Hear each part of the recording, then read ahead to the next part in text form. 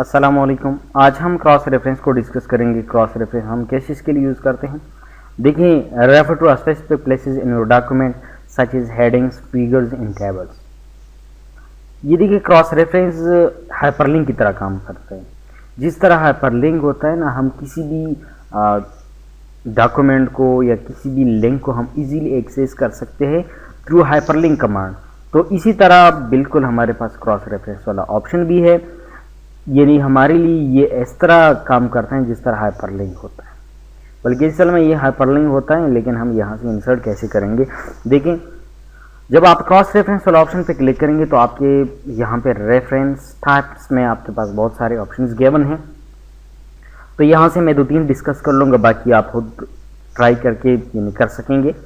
First हमारे पास है numbered items. It means अगर आपने अपने डॉक्यूमेंट में नंबर आइटम्स वाला कमांड अप्लाई किया है, लेट सपोज अगर आपने पैराग्राफ्स को नंबर दिए हैं, अपने किसी और चीज़ को नंबर्स दिए हैं, लाइंस को नंबर दिए हैं। लेट सपोज मैंने यहाँ से पैराग्राफ्स को सेलेक्ट किया है और होम मेन्यू में जाके यहाँ से आप इस पर क्लिक करें, मैंने पैराग्राफ्स को नंबर दिए। अब देखिए, लेट सपोज आप यहाँ पे टाइप करें नंबर्ड आइटम, एंटर प्रेस करें। इसके बाद आपने रेफरेंसेस पे जाना होगा और क्रॉस रेफरेंस वाला ऑप्शन पे आपने क्लिक करना है।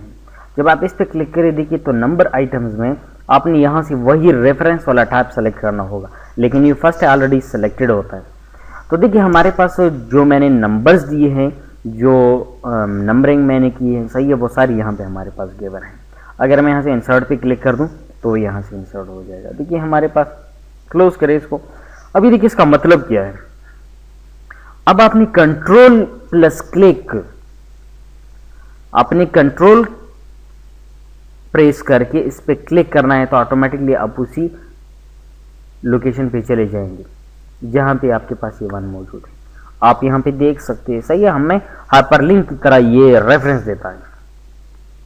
अगर आपके पास फॉर एग्जांपल कोई दूसरा चीज है, सही है, लेट सपोज क्रॉस रेफरेंस पे मैं जाता हूं, अगर मैंने हेडिंग वगैरह दी है अपनी बुक वगैरह में, सही है, तो हेडिंग्स वगैरह का इस्तेमाल कैसे होगा। लेट सपोज मैंने यहाँ पे लिखा है कंप्यूटर, आप इसको सेलेक्ट करें। होम मेन्यू में जो आपके पास यहाँ पे हेडिंग 1, हेडिंग 2, एक दोनों में से आप कोई भी अप्लाई कर सकते हैं। हेडिंग 1 मैंने अप्लाई किया। इसके बाद आप यहाँ पे आ जाइए नीचे, मैंने यहाँ पे for example types of computer का दे दिया। इसको सेलेक्ट करके आपने यहाँ से क्या करना है, हेडिंग अप्लाई करना है। आप इसकी बजाय हेडिंग्स लिख,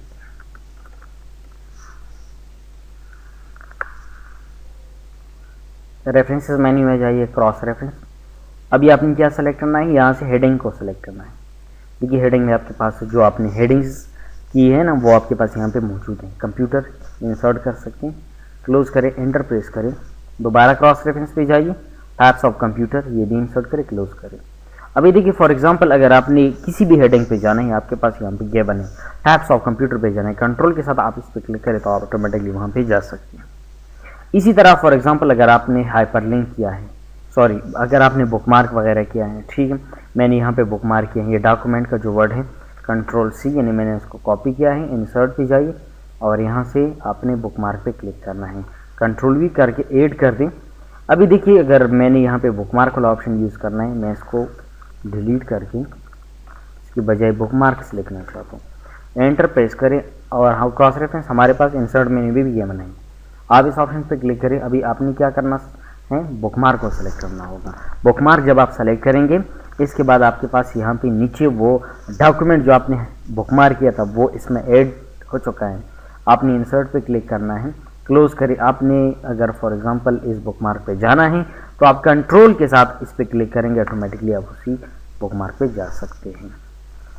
तो इंसर्ट में बाकी ऑप्शंस खुद ट्राई कर ले, जिस तरह फुटनोट, एंडनोट ऑलरेडी हमने इंसर्ट की है, इक्वेशंस वगैरह, फिगर्स वगैरह ये ऑलरेडी हम कर चुके हैं। तो आप इस पे ट्राई कर ले, इंशाल्लाह आप खुद कर सकेंगे इन ऑप्शंस।